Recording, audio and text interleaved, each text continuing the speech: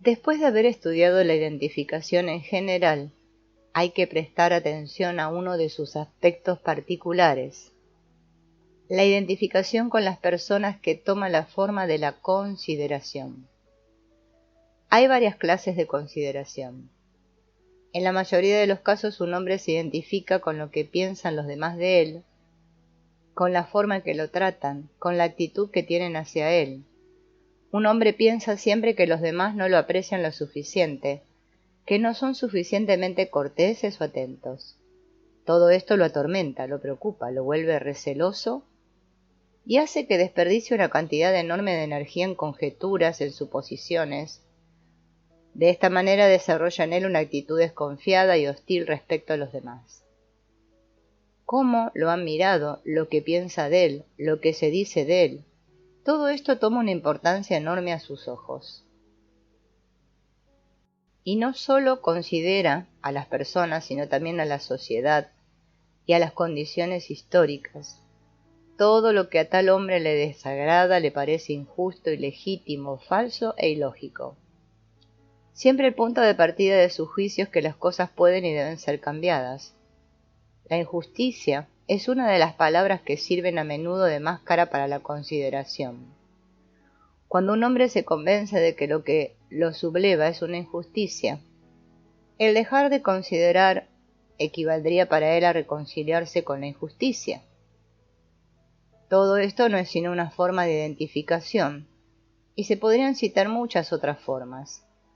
Este tipo de consideración se basa enteramente en las exigencias. El hombre en su fuero interno exige que todo el mundo lo tome por alguien notable, a quien cada cual debería constantemente mostrar respeto, estima y admiración por su inteligencia, su belleza, su habilidad, su sentido del humor, su presencia de ánimo, su originalidad y todas sus otras cualidades. Estas exigencias se basan a su vez en la noción completamente fantástica que la gente tiene de sí misma, lo que sucede muy a menudo aún con personas de apariencia muy modesta. En cuanto a los escritores, actores, músicos, artistas y políticos, son casi sin excepción unos enfermos. ¿Y de qué sufren? Ante todo de una extraordinaria opinión de sí mismos, luego de exigencias y finalmente de consideración, es decir, de una predisposición para ofenderse por la menor falta de comprensión o de apreciación. Hay todavía otra forma de consideración que puede quitarle al hombre una gran parte de su energía. Tiene como punto de partida la actitud que consiste en creer que no considera lo suficiente a otra persona y que ésta se ofenda por esto. Comienza a decirse que quizá él no piensa lo suficiente en esta otra persona, que no le presta suficiente atención y que no le da un lugar suficientemente grande. Todo esto no es sino debilidad. Los hombres se tienen miedo unos a otros, y esto puede llegar muy lejos. He visto estos casos muy a menudo. Un hombre puede llegar de esta manera a perder el equilibrio, si alguna vez lo tuvo, y conducirse de manera completamente insensata. Se molesta contra sí mismo y siente cuán estúpido es, pero no se puede detener, porque en este caso de lo que se trata es precisamente de no considerar. Otro ejemplo, quizás peor aún, es el del hombre que considera que, según él, debería hacer algo mientras en realidad no tiene absolutamente nada que hacer. Deber y no deber es un problema difícil. Es difícil comprender cuándo un hombre realmente debe y cuándo no debe. Esta cuestión no se puede abordar sino desde el punto de vista de la meta. Cuando un hombre tiene una meta, debe hacer exclusivamente lo que le permita acercarse, y nada que pueda alejarlo de ella. Como ya lo he dicho, las personas se imaginan a menudo que si comienzan a combatir la consideración en sí mismas, perderían su sinceridad y tienen miedo porque piensan que en este caso perderán algo, una parte de sí mismas. Así que se produce el mismo fenómeno que en las tentativas de lucha contra la expresión de las emociones desagradables. La única diferencia es que en este último caso el hombre lucha contra la expresión exterior de sus emociones y en el otro, contra la manifestación interior de emociones que quizás sean las mismas. Por supuesto, este miedo de perder su sinceridad es un engaño, una de esas fórmulas engañosas en que descansa la debilidad humana. El hombre no puede impedir el identificarse ni el considerar interiormente, no puede impedir el expresar sus emociones desagradables por la sola razón de que es débil. La identificación, la consideración, la expresión de emociones desagradables son manifestaciones de su debilidad, de su impotencia, de su incapacidad de dominarse. Pero, como no quiere confesarse esta debilidad, lo llama sinceridad, honradez, y se dice a sí mismo que no desea luchar contra su sinceridad, cuando de hecho es incapaz de luchar contra sus debilidades.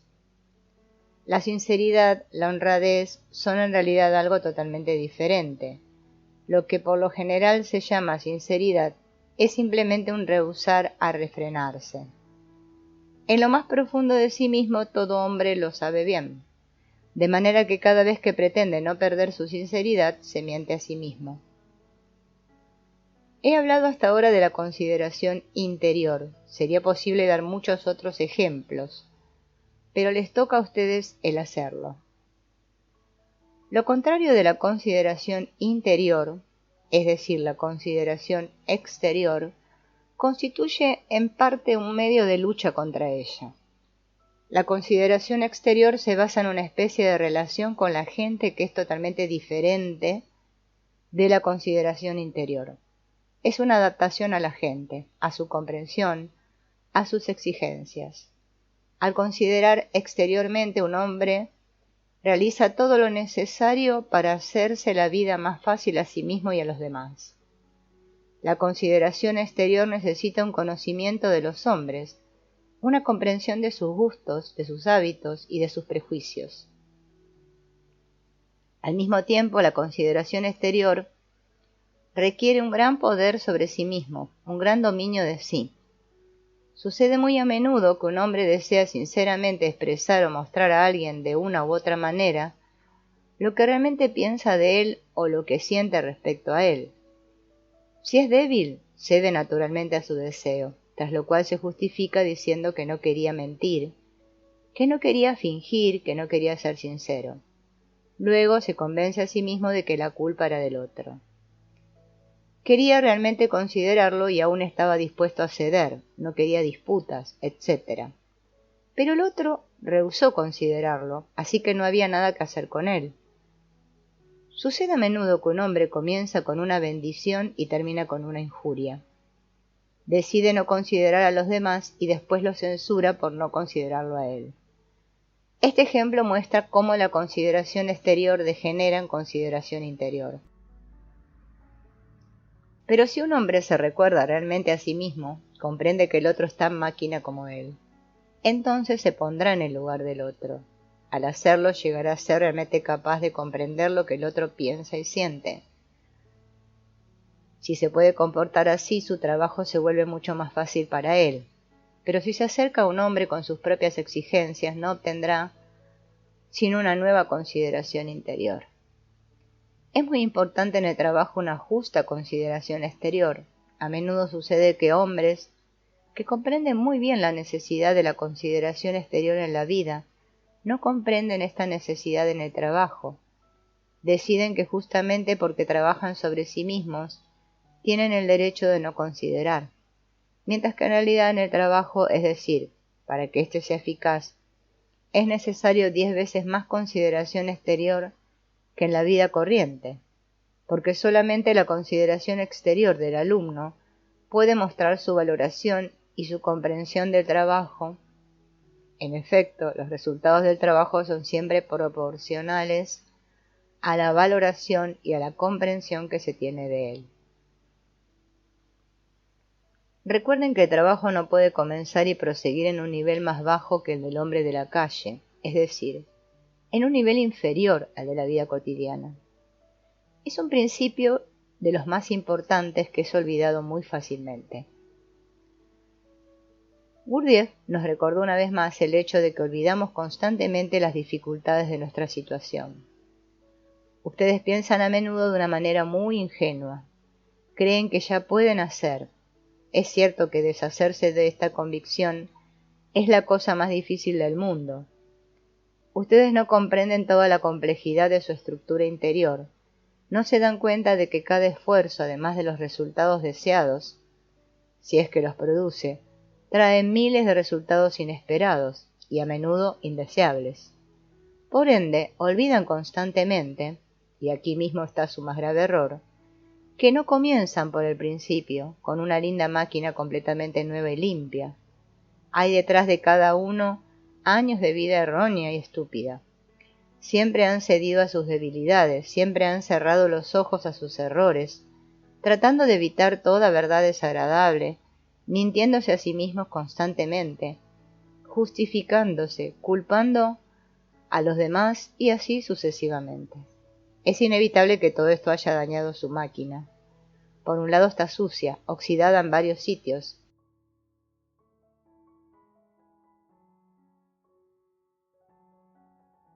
Y por otro lado,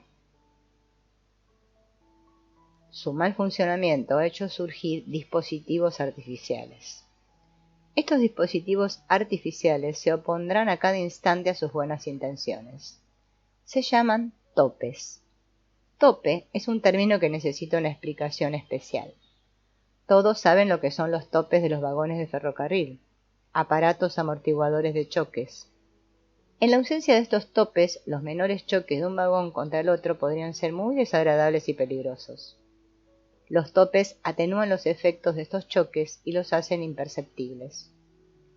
En el hombre existen dispositivos exactamente análogos. No son creados por la naturaleza sino por el hombre mismo, aunque involuntariamente. En su origen se encuentran las múltiples contradicciones de sus opiniones, de sus sentimientos, de sus simpatías, de lo que dice, de lo que hace. Si un hombre tuviese que sentir durante su vida entera todas las contradicciones que están en él, no podría vivir ni actuar tan tranquilamente como ahora. Sin cesar se producirían en él fricciones, sus inquietudes no lo dejarían reposar nunca. No podemos ver cuán contradictorios y hostiles entre sí son los diferentes yoes que forman nuestra personalidad. Si un hombre pudiera sentir todas estas contradicciones, sentiría lo que él realmente es, y sentiría que está loco. Para nadie es agradable sentirse loco. Además, tal pensamiento priva al hombre de su confianza en sí mismo, debilita su energía, frustra su respeto de sí mismo. De una manera u otra, tiene entonces que dominar este pensamiento o desterrarlo, o bien tiene que destruir sus contradicciones o dejar de verlas y de sufrirlas. Un hombre no puede destruir sus contradicciones, pero deja de sentirlas cuando los topes aparecen en él. A partir de entonces ya no siente los impactos que resultan del choque entre perspectivas, emociones y palabras contradictorias. Los topes se forman lenta y gradualmente. Muchísimos se crean artificialmente por la educación. Otros deben su existencia a la influencia hipnótica de toda la vida circundante. El hombre está rodeado de gente que habla, piensa, siente, vive por medio de sus topes. Al imitarlos en sus opiniones, acciones y palabras, crea involuntariamente en sí mismo topes análogos que le hacen la vida más fácil, ya que es muy duro vivir sin topes. Pero estos impiden toda posibilidad de desarrollo interior porque están hechos para amortiguar los choques. Empero, los choques, y sólo ellos, pueden sacar al hombre del estado en que vive, es decir, despertarlo. Los topes arrullan el sueño del hombre y le dan la agradable y apacible sensación de que todo irá bien, que no existen las contradicciones y que puede dormir en paz. Los topes son dispositivos que permiten al hombre tener siempre la razón, le impiden sentir su conciencia moral. La conciencia es otro término que necesita explicación. En la vida ordinaria se toma el concepto de conciencia de una manera demasiado simple, como si nosotros tuviéramos conciencia. De hecho, el concepto de conciencia moral dentro del dominio emocional equivale al concepto de intuición intelectual, dentro del dominio intelectual. Y así como no tenemos intuición intelectual, tampoco tenemos conciencia moral. La intuición intelectual es un estado en el cual el hombre conoce de una manera inmediata y total todo lo que sabe en general, un estado en el cual es capaz de ver cuán poco sabe y cuántas contradicciones hay en lo que sabe. La conciencia moral es un estado en el cual el hombre siente de una manera inmediata y total todo lo que siente en general o puede sentir. Y como cada uno tiene en sí millares de sentimientos contradictorios, que van desde una constatación profundamente escondida de su propia nulidad, hasta las formas más estúpidas de la infatuación, y de toda clase de terrores hasta la presunción, la suficiencia y la autoidolatría, sentir todo esto simultáneamente no solo sería doloroso, sería insoportable. Si un hombre cuyo mundo interior consiste por entero de contradicciones, sintiese a la vez todas sus contradicciones, si sintiese súbitamente que ama todo lo que odia, y que odia todo lo que ama, que miente cuando dice la verdad y que dice la verdad cuando miente, y si pudiese sentir la vergüenza y el horror de tal mezcolanza, conocería entonces el estado que se llama conciencia moral. Un hombre no puede vivir en tal estado, tiene que destruir las contradicciones o destruir la conciencia. No puede destruir la conciencia, pero si no puede destruirla, puede hacerla dormir, lo que significa que puede separar en sí mismo, mediante barreras impenetrables, un sentimiento de otro, nunca verlos juntos, no sentir nunca su incompatibilidad ni lo absurdo de su coexistencia. Pero felizmente para el hombre, es decir, para su paz y su sueño, este estado de conciencia es muy raro. Desde su más tierna infancia, los topes han comenzado a desarrollarse y fortalecerse en él, quitándole progresivamente toda posibilidad de ver sus contradicciones interiores. Por consiguiente, para él no hay el menor peligro de un súbito despertar. El despertar solo es posible para aquellos que lo buscan, que lo quieren y que están dispuestos a luchar consigo mismos, a trabajar sobre sí mismos, mucho tiempo y con perseverancia para obtenerlo.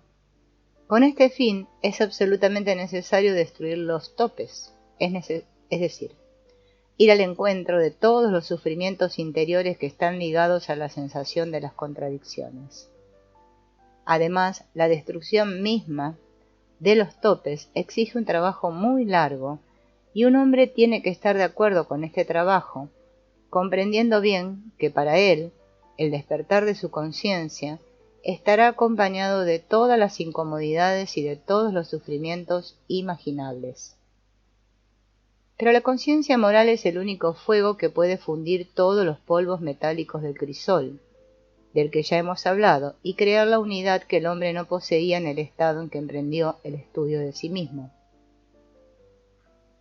El concepto de conciencia moral nada tiene en común con el de moralidad. La conciencia moral es un fenómeno general y permanente.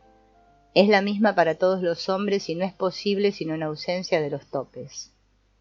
Desde el punto de vista de las diferentes categorías de hombres, podemos decir que existe la conciencia del hombre que no tiene contradicciones. Esta conciencia no es sufrimiento, sino una alegría de carácter enteramente nuevo y que somos incapaces de comprender. El despertar aún momentáneo de la conciencia moral en un hombre con millares de yoes diferentes implica obligatoriamente el sufrimiento.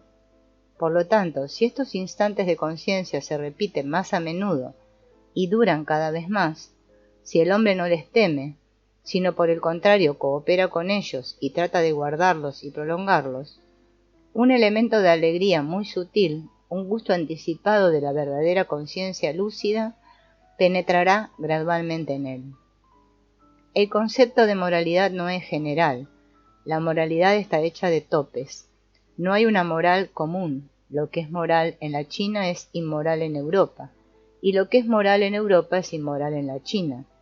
Lo que es moral en San Petersburgo es inmoral en el Cáucaso, y lo que es moral en el Cáucaso no lo es en San Petersburgo. lo que es moral para una clase de la sociedad es inmoral para otra y viceversa. La moral es siempre y en todas partes un fenómeno artificial. Está hecha de múltiples tabúes, es decir, de restricciones y de exigencias variadas. Algunas veces sensatas en su raíz, otras veces habiendo perdido todo sentido o no habiéndolo tenido nunca, porque han sido establecidas sobre una base falsa, sobre un terreno de supersticiones y de terrores imaginarios. La moralidad está hecha de topes, y puesto que hay topes de todas clases, y como las condiciones de vida varían considerablemente en los diferentes países, en diferentes épocas y entre distintas clases sociales, la moral así establecida es también muy diversa y contradictoria. No existe una moral común a todos. Asimismo es imposible decir que hay una sola moral para toda Europa, por ejemplo. Se dice algunas veces que la moral europea es la moral cristiana, pero ante todo, la idea de moral cristiana admite en sí misma un número muy grande de interpretaciones, y muchos crímenes han sido justificados por esta moral cristiana. Luego, la Europa moderna no tiene realmente casi nada en común con la moral cristiana, cualquiera que sea el sentido que se le atribuya. En todo caso, si es la moral cristiana la que ha llevado a Europa a la guerra que se desarrolla actualmente, ¿no sería preferible mantenerse tan alejado como fuese posible de tal moral? Muchas personas dicen que no comprenden el aspecto moral de su enseñanza, dijo uno de los alumnos, y otros dicen que su enseñanza no comporta moral alguna. Seguro que no, dijo Gurdjieff, a la gente le gusta mucho hablar de moral, pero la moral es una simple autosugestión. Lo que es necesario es la conciencia. No enseñamos moral, enseñamos cómo se puede descubrir la conciencia. La gente no se pone contenta cuando decimos esto. Dicen que no tenemos amor, simplemente porque no alentamos la debilidad y la hipocresía, sino por el contrario arrancamos todas las máscaras. Aquel que desea la verdad no hablará de amor o cristianismo porque sabe cuán lejos está de esto. La doctrina cristiana es para los cristianos, y los cristianos son aquellos que viven de acuerdo con Cristo, es decir, que hacen todo según sus preceptos. ¿Pueden vivir en conformidad con los preceptos de Cristo aquellos que hablan de amor y de moral? Naturalmente no lo pueden hacer, pero siempre habrá habladurías de este tipo, y siempre habrá gente para quien las palabras pesarán más que las cosas. Sin embargo, hay una señal que nunca falla. Quienes hablan de tal manera son hombres vacíos, no vale la pena perder el tiempo con ellos. La moral y la conciencia son dos cosas bien diferentes. Una conciencia nunca puede contradecir a otra, pero una moral siempre puede contradecir y aún negar fácilmente a otra moral. Las morales se destruyen completamente unas a otras. Los hombres con topes pueden ser muy morales, pero sus topes pueden ser diferentes. Dos hombres muy morales pueden entonces considerarse el uno el otro muy inmorales. Por regla general esto es casi inevitable. Cuanto más moral es un hombre, tanto más estima inmorales a los demás hombres morales, que no lo son de la misma manera que él. La idea de moral está ligada a la idea de buena o mala conducta, pero la noción del bien y del mal difiere de un hombre a otro. Siempre es subjetiva en el hombre número 1, 2 o 3, y cada vez es función del momento o de la situación. El hombre subjetivo no puede tener una concepción general del bien y del mal. Para el hombre subjetivo, el mal es todo lo que se opone a sus deseos, a sus intereses o a su concepción del bien. Se puede decir que para el hombre subjetivo el mal en realidad no existe. Para él no existen sino diversas concepciones del bien. Nadie jamás hace nada deliberadamente para servir al mal, por amor al mal. Cada uno actúa por servir al bien como él lo entiende.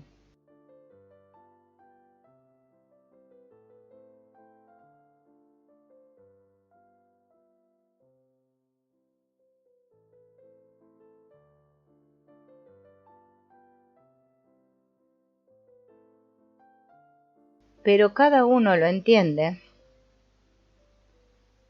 de diferentes maneras.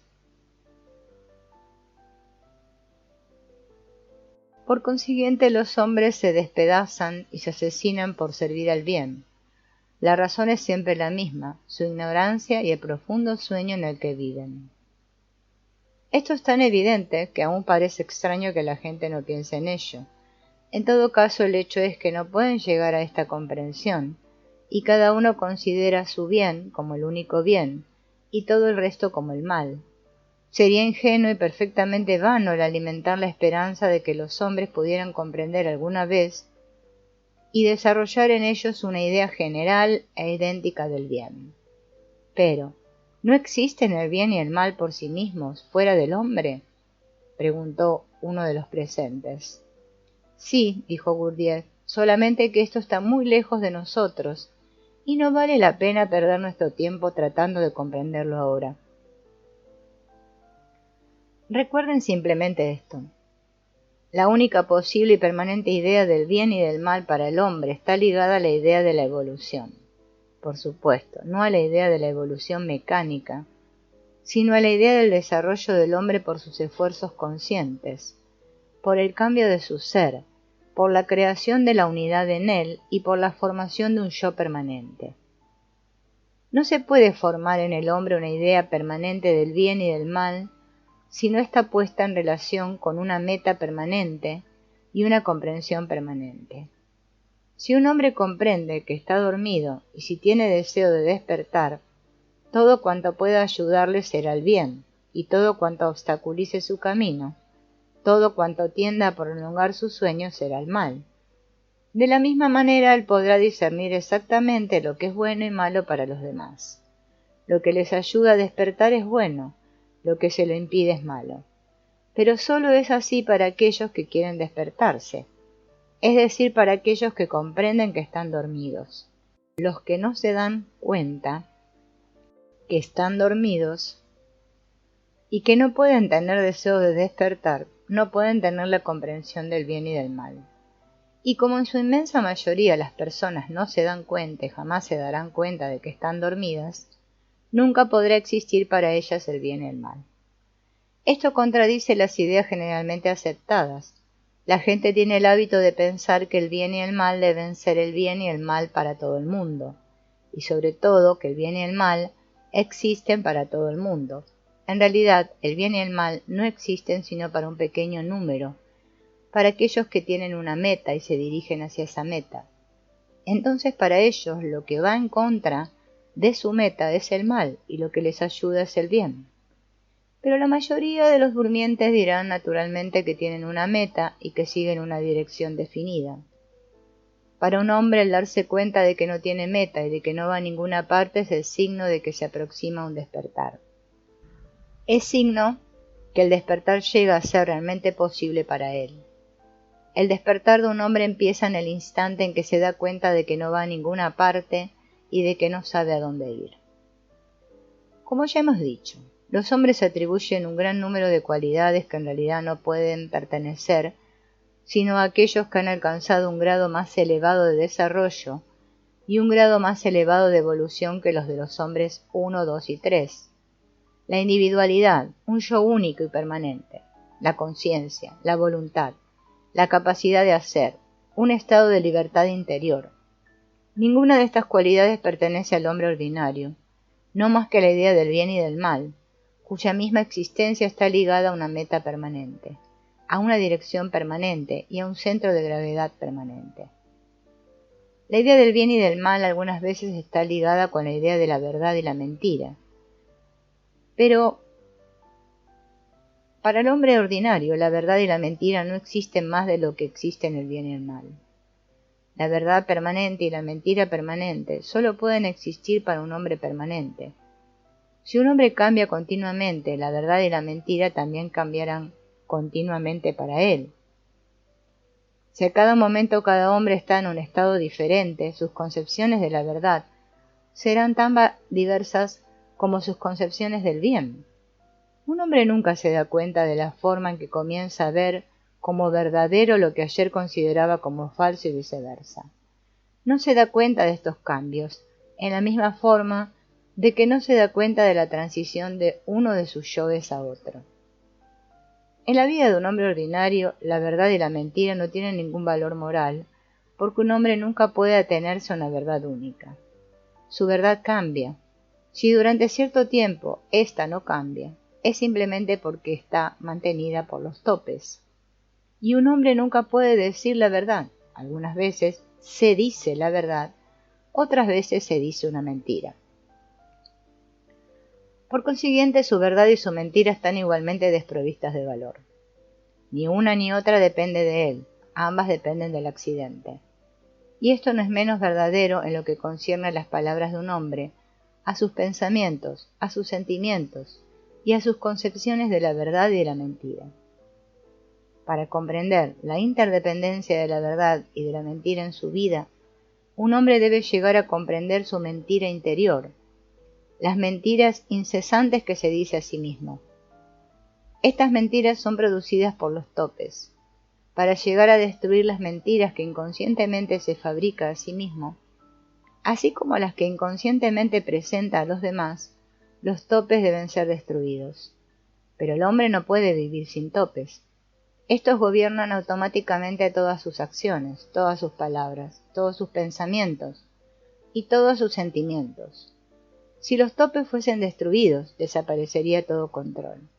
Un hombre no puede existir sin control, aunque solo se trate de un control automático. Solo un hombre que posee la voluntad, es decir, un control consciente, puede vivir sin topes. Por consiguiente, si un hombre comienza a destruir los topes en sí mismo, debe al mismo tiempo desarrollar una voluntad. Y como la voluntad no puede ser creada a pedido ya que esto requiere tiempo, el hombre corre el riesgo de encontrarse abandonado con sus topes, demolidos y con una voluntad aún no suficientemente fuerte. Entonces la única posibilidad que podría tener en esta fase crítica es de ser controlado por otra voluntad ya fortalecida.